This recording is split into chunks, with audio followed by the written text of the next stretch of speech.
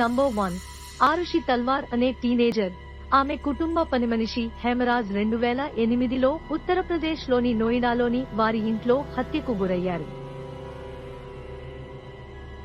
దర్యాప్తు మరియు విచారణ చుట్టూ వివిధ సిద్ధాంతాలు మరియు వివాదాల కారణంగా ఈ కేసు విస్తృత దృష్టిని ఆకర్షించింది. ఈ హత్యలకు బాధ్యులెవరన్న దానిపై భిన్నాభిప్రాయాలు, ఊహాగానాలతో ఈ కేసు అపరిష్కృతంగానే ఉంది. Case number 2.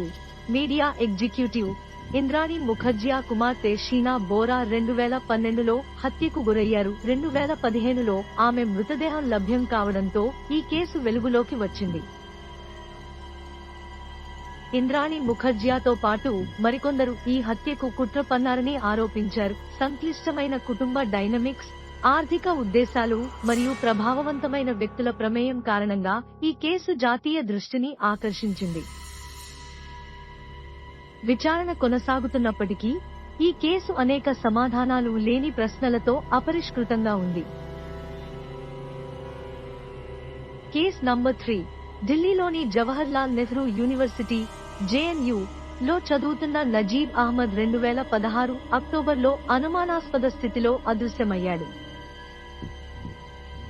కొందరు విద్యార్థులతో వాగ్వాదానికి దిగిన తర్వాత అతను చివరిసారిగా హాస్టల్ గదిలో కనిపించాడు. సిబిఐ ప్రమేయంతో సహా విస్తృతమైన తనిఖీలు మరియు దర్యాప్తులు ఉన్నప్పటికీ నజీబ్ ఆచూకీ తెలియదు మరియు ఈ కేసు అపరిష్కృతంగా ఉంది. ఇది విద్యార్థుల భద్రత మరియు న్యాయం గురించి ఆందోళనలను రేకెత్తించింది.